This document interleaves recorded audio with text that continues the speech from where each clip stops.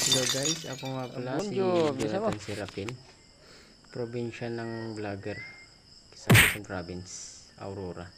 So, bago po lahat nagsimula, nag-video ako dito sa aming pahularan dito sa baka. Yan pala ang aking tatay.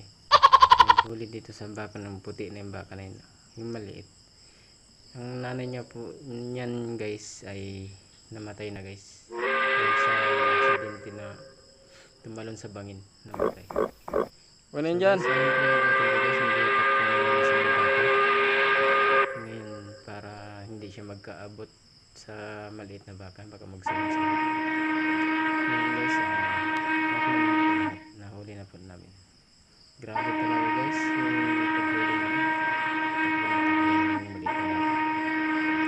Mas kwentro po kami kumanta, lasing po na kami po. So guys, wala po yung nangyari. Pagkatapos nun, yun na po yung nangyari. Lipat ng baka. So nandiyan. Lapit na sa akin. So guys, nakatalikod na siya. Pauwi na yan siya sa aming bahay. Ako naman naglalakad pauwi. Sila nandyan sa ibabaw. Sa ibabaw sila. Nandun po yung motor nila. Sa ibabaw kasama si Papa. Hinihintay po siya dun sa pinakaibabaw. So ngayon pauwi na siya. Ako naman dito sa kabila dadaan. So ngayon guys, habang naglalakad, tinitingnan ko yung kapaligiran. Ang ganda po talaga ng view. So kagandahan ng mga view dito guys sa aming probinsya. Dito sa Kabakantihan guys. Dito sa Parang. Ayun guys, tinan mo guys.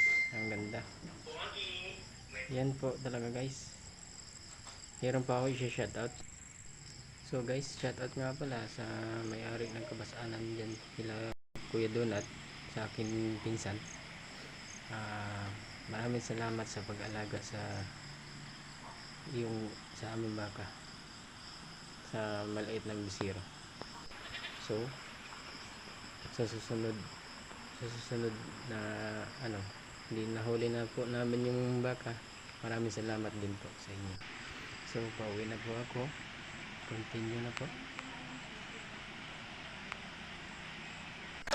So guys, malapit na po matapos ang aking video.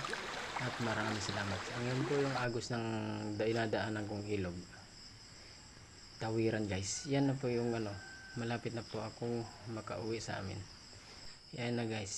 Yung daan papunta patungo po sa amin. So guys, nakahuli kami ng bayawak. So guys, nakahuli po kami ng bayawak. Kasama ko din si Saijan Bintor, si RG.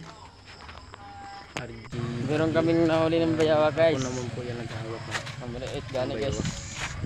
Naghahawak ko dyan bayawak. Yan po, madila-dila. Si Saijan. Habang nagkumakapit.